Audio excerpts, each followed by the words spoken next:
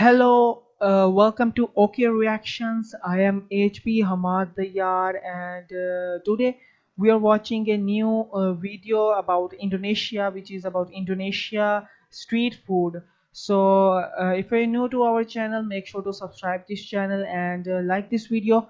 So, without wasting the time, let's get started.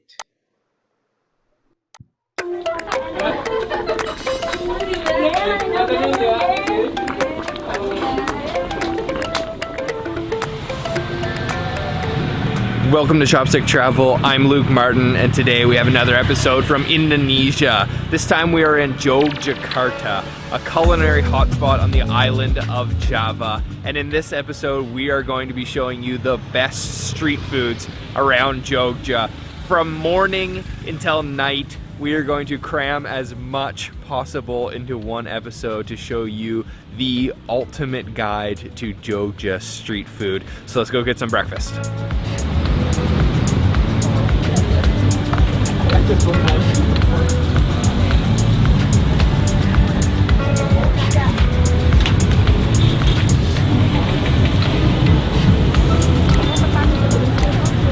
We are at our first stop, and you have to wake up super early to come here. We woke up at about 5:30 and came straight to this legendary stall. There is a woman set up right on the side of the street named Ma Setnem, and she is famous for selling a traditional Jogja snack called lupus. And she was made partly famous because of the Netflix street food series visited her and filmed her, and you can just see there is a massive crowd of people. It's only about 6 a.m.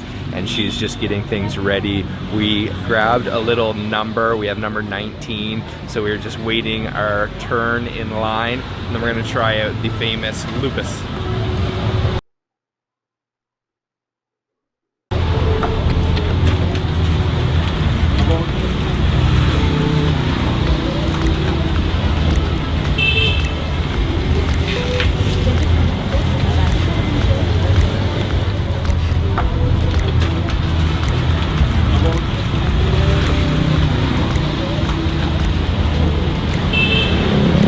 You have to be up bright and early to get your lupus from Mbak Setnem, otherwise you're running the risk of her selling out.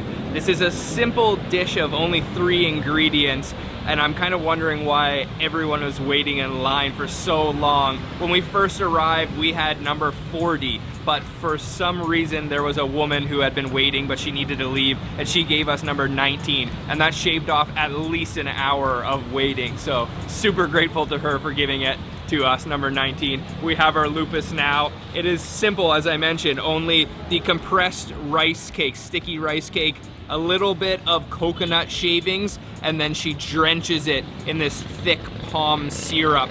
So you can see just those simple ingredients here. I'm gonna take my first bite, make sure I get a little bit of everything, all that palm sugar as well.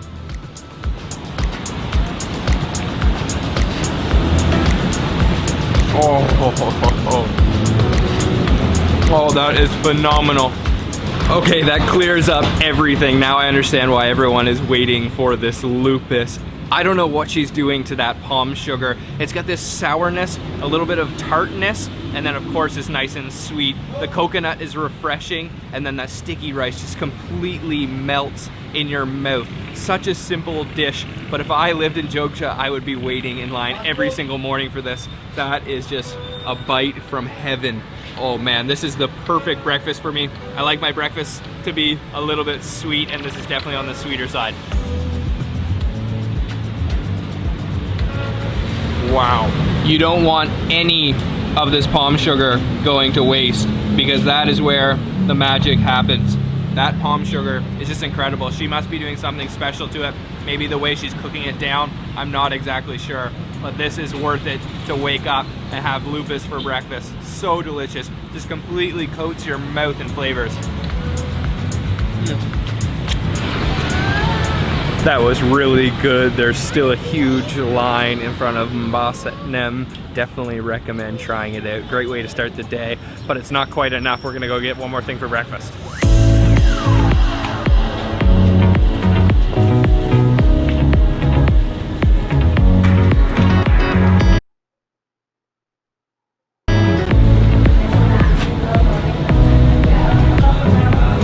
Our next breakfast item is hidden down this little alley, back alley here in Jogja, and we're going for another sweet one for breakfast today.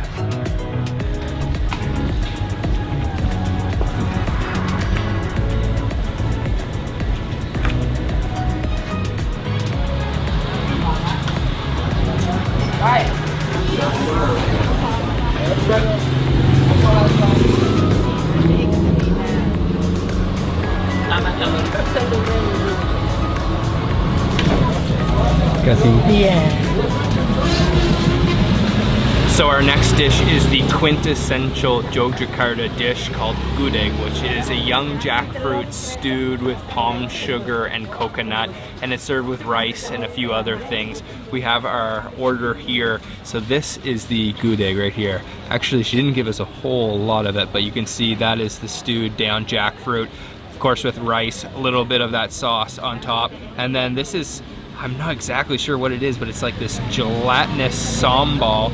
I'm not totally sure what it is. We'll have to try it to find out. And then a stewed egg, of course. And such a cool setting. Once again, just right on the side of the road and really popular with the locals. So let's dig into this. So for my first bite, I gotta get just some of the jackfruit with some of the rice and some of that kind of curry sauce.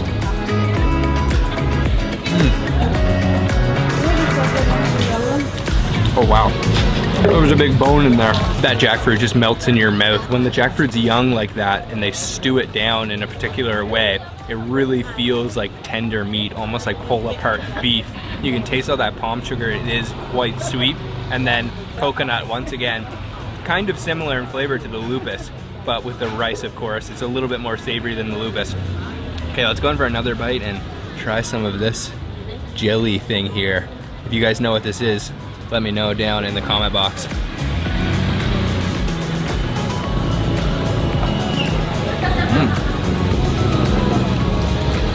That's spicy.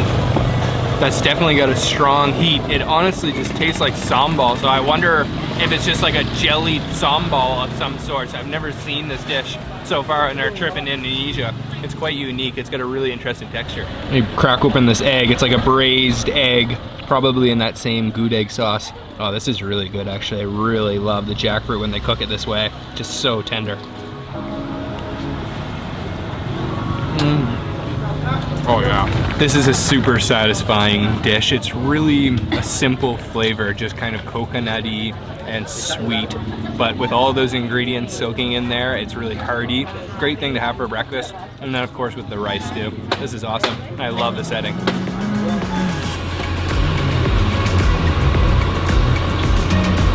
That was a good little breakfast, sweet and savory at the same time, and I love the spot to have it right on the side of the road. Definitely have to try gudeg when you come to Jogja. It's the quintessential dish of the city.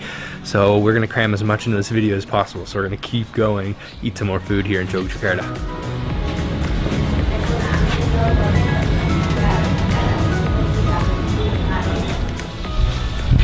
So Jogja is famous for a lot of attractions, nature, and in particular a couple temples, but that's not what this video is about. This video is all about the food here in Jogja, and we've driven out to the countryside to have a dish called mangut lele. This is the spot we are looking for. This local woman is guiding us to this spot, and this is supposed to be a particularly spicy dish, so let's go check it out.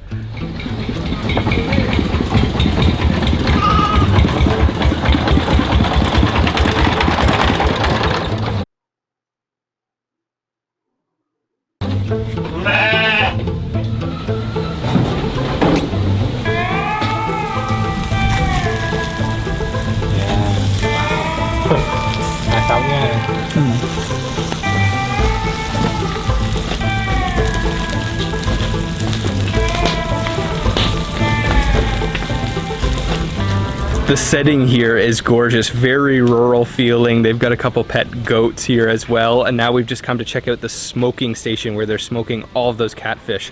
There must be at least 80 to 100 catfish, and they're using coconut husks to smoke those away. We're just trying to take all our shots, and it is so ridiculously smoky. My eyes are watering like crazy, but I'm really excited to try this spicy smoked catfish. So they invited us right into the kitchen as soon as we got here because they saw the cameras and they wanted to show everything that's going on. And they're cooking on wood fire back here. And there's a couple different sections. Check this out right here. This is just tons of chilies, red chilies, orange chilies, green chilies, yellow chilies. And that is the base to the dish that we were having, which is the mangut lele, which is cooking right over here. And it's a catfish dish in a soup of very, very spicy broth. And those catfish have actually been smoked. And once again, cooking on fire, wood fire. So cool.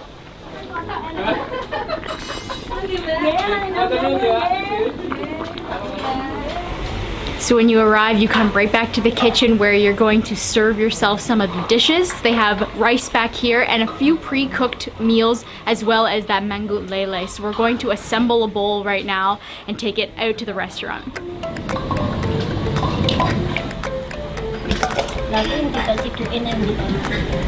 Terima kasih. Sambal? Okay.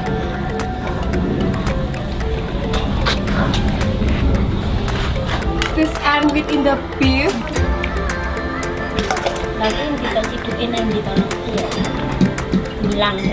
We've assembled our plate and we have a couple of really good looking things. First off, we've got the tofu with tempeh, and then we've got some sprouts with cucumbers and some greens, and then of course the catfish. And this is the entire catfish. As you saw, they are skewered and smoked, and then we've coated it in sambal as well, a ton of sambal. And I'm just gonna dig right into this. Catfish is honestly one of my favorite fish, and try to make sure I don't have too many bones in there.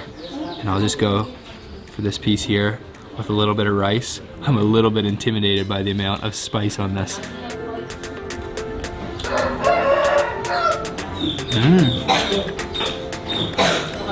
Oh, that's awesome. That catfish actually has remained really soft on the inside, even though it looks like it's been boiling away, and it's kind of double cooked because it's been smoked and then boiled, but it still remains juicy and soft on the inside, definitely not overcooked. Yeah, you can feel that spice. That is building for sure. I gotta go in for one more bite though. That sambal on the outside is just ridiculously good. And then the bones are quite small, so you can actually eat most of them and get a couple sprouts and some greens here with this bite.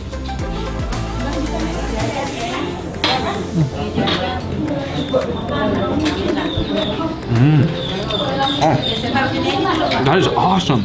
So simple, but then they're cooking it in a really unique process, double cooked like that. That catfish is really good. Not as spicy as I was expecting, but give me a couple of minutes and let me eat a little bit more, and then we'll check back in. I think this is a little piece of lemon basil. I'm gonna mix that in with my tofu and my tempeh, which also has tons of chilies as well. Ooh, that is hot. Let me try a bite of this.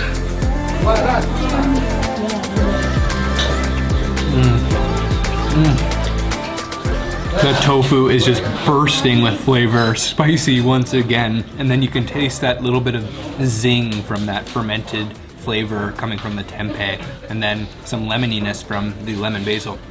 Okay, definitely starting to build, but I'm gonna keep digging into this. Oh, look at this. I didn't even notice, but they actually left the stick still on the inside of the catfish. So I can just remove that, go in for a little bit of the skin. There's not a whole lot of meat on these guys, but wow, what there is really flavorful.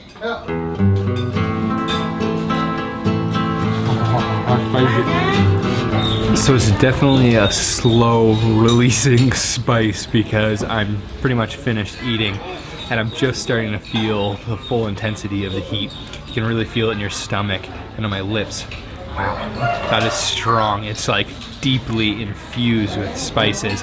You can just taste the smokiness of the catfish too. It's a really good dish. There's not a whole lot of meat on that catfish, unfortunately though. How do you find the spice level? Well, my nostrils are running, so it's pretty high. 8 out of 10 for the spice, but I mean, I'm not even finished yet. I feel like it's gonna get worse, and I'm gonna eat a chili. Bye-bye!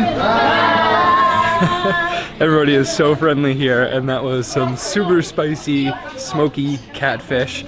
Gotta try this place out. It's definitely a little bit out of town. Bye-bye! Terima kasih! Bye! Everyone is so friendly and accommodating and really cheap too. If you're not a spice lover, I'm not sure you're gonna be able to handle that, because that was probably the spiciest thing we've had in Indonesia, and we were stuffed after a big morning of eating. So I think we're gonna take a little break to digest and then catch back up with you this evening to show you some more of what Jogja has to offer.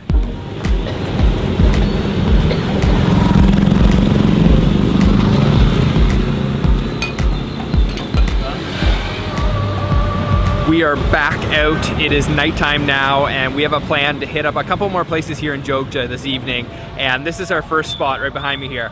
Well, actually that's a gas station, but in the back corner, hiding away, is a little shop selling Javanese style noodles that I'm really excited to try out.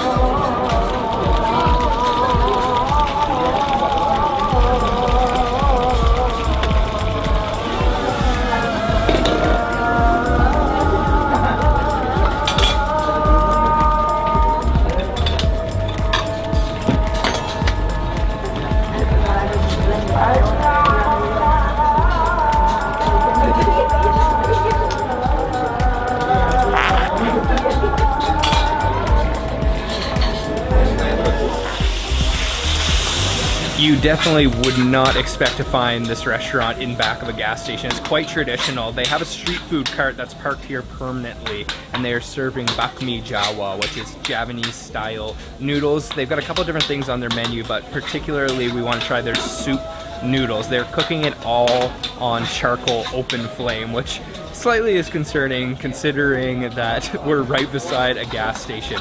So they start with some garlic, some oil, they add some mixture of vegetables, tomatoes, chives, and chicken, free-range chicken, and then they add in a duck egg, and then a mixture of 2 noodles, and then you have the bakmi Jawa. Smells so good. We're gonna order up a bowl, maybe try a couple different things, and sit down and try it out. We've ordered up our bakmi Jawa. I will note that we waited about 30 to 40 minutes, but they are making these one by one on that charcoal fire you saw downstairs. And we have the soup version here first, which looks absolutely incredible. So you can see that fresh chicken, there is tomatoes, there are 2 types of noodles, these thin noodles and then these thicker noodles, some fried shallots on top, and then there is a nice duck egg. And I can definitely smell lots of garlic. I'm just gonna try the broth first though. Oh yeah, wow. Honestly, if I had to compare it to something, it kind of reminds me of some ramen stocks that we tried in Japan. Very garlicky, very chickeny too. And lots of salt in there as well. That was really good. Okay, I gotta go in, get some of the ingredients. Some chicken, maybe this tomato, some noodles. It's really hot.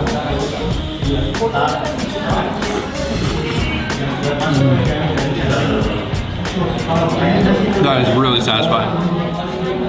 The chicken is really, really tender. You can tell it's a free-range chicken because it's got a firmness, yet it still falls apart in your mouth. And then I just love the flavor of that broth. Really, really garlicky. There's a big jug of some pickles, mostly cucumbers. I'm just gonna throw those in and grab a little bit of this duck egg with some of those pickles.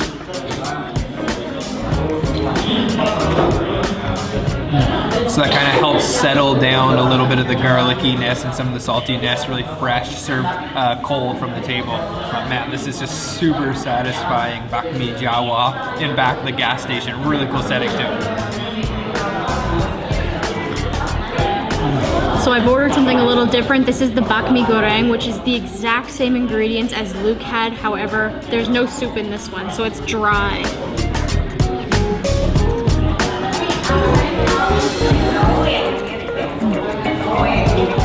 That was incredibly delicious, super garlicky again, and a little bit of crunch from the fried shallots that they put on top at the very end. Absolutely delicious. I love this kind of noodle. Damn, that really hits the spot. I love those noodles. Definitely the best meal I've ever had at a gas station. So we're gonna keep going to the next spot.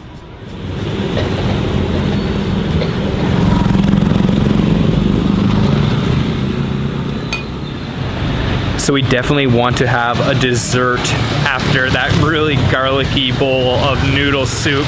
So we've come to have a popular Javanese dessert called ronde. It's particularly famous here in Jogja, and there's this little stall. All she's got is a candle light, and she's serving up the ronde. So let's order up a bowl, and then I'll tell you about it.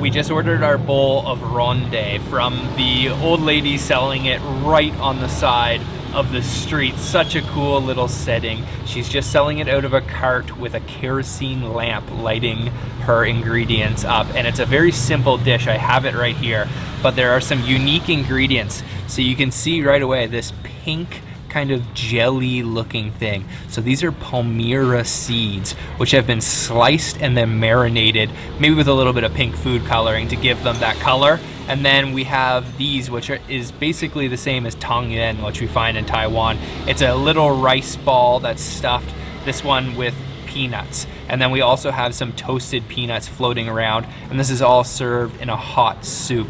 Very traditional dessert, very unique, and it should have a strong flavor of ginger. So let me just give this broth a try here. This is such a cool atmosphere. We're just sitting right on the side of the road. Oh yeah. Wow, that is really interesting. It's strong with ginger, and it's almost got like a bubblegum flavor to it. I'm not sure if she's added anything else, but it's definitely got some sugar as well. So let me get some of these palmyra seeds, those little pink jellies with some of the peanuts as well, and try these.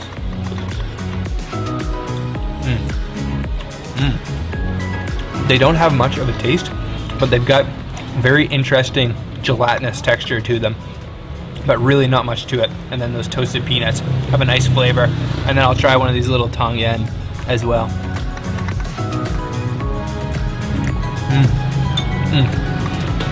And they kind of burst in your mouth with that peanut, and then very, very chewy. Such an interesting little dessert, and such a unique setting. There's not much to it, and she must have been selling this for years and years and years, because even though it's just a small little stall, there's tons of locals flocking to her for dessert. That ginger really hits you right in the back of the throat, but it's super refreshing after that garlicky, salty noodles that we had. And then once you've eaten all the little things inside, you can just drink the broth. Something that's interesting about this place is actually one of the former presidents of Indonesia used to frequent this stall, this exact one. She's been serving this for many, many years, and they say it's really good to have on a winter's night. It makes you feel better, it helps you sleep. However, it doesn't actually get that cold here. We are here in the winter time and it's quite hot, but it's still wonderful. It's gonna help us sleep tonight. Very delicious, helps with the digestion of all that food we've had today. Although it is the end of the night, there is still one thing we wanted to try, which we probably should have had in the morning, and that is coffee. But it's not your regular coffee. This is a very unique coffee. This is the place behind me, so let's go try it out.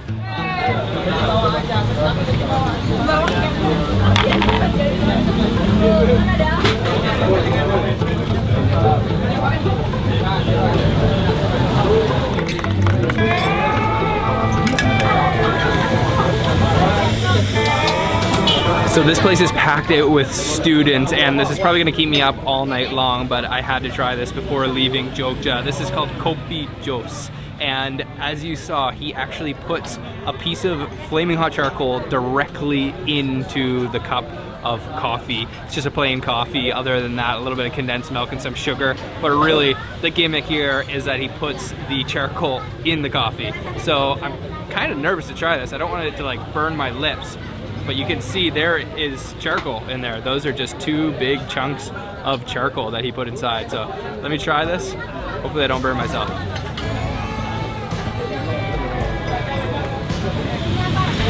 Ooh.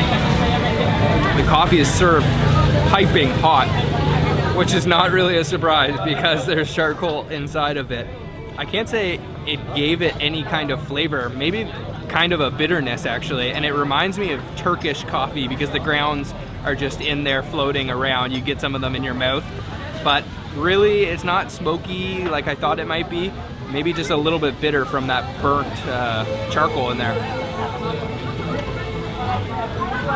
Whew, that is hot.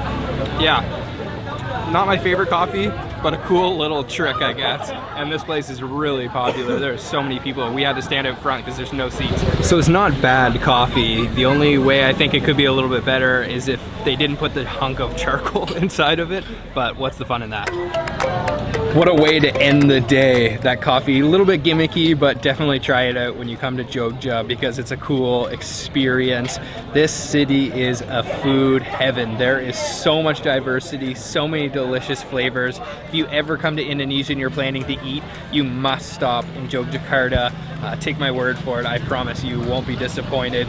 It's been an incredible day of eating. Make sure to subscribe if you haven't already. Hit the bell icon so you're notified when we post our next video, and we'll see you on another episode of Chopstick Travel soon. Bye. Bye. So, first of all, after watching this video, I feel like I'm starving because a lot of food, especially the last one, the coffee juice. I like to try that. The I don't know. It's like the charcoal in coffee, but I like to try it and hope you like this video and you subscribe this channel. Make sure to subscribe it. See you next time. Allah Hafiz.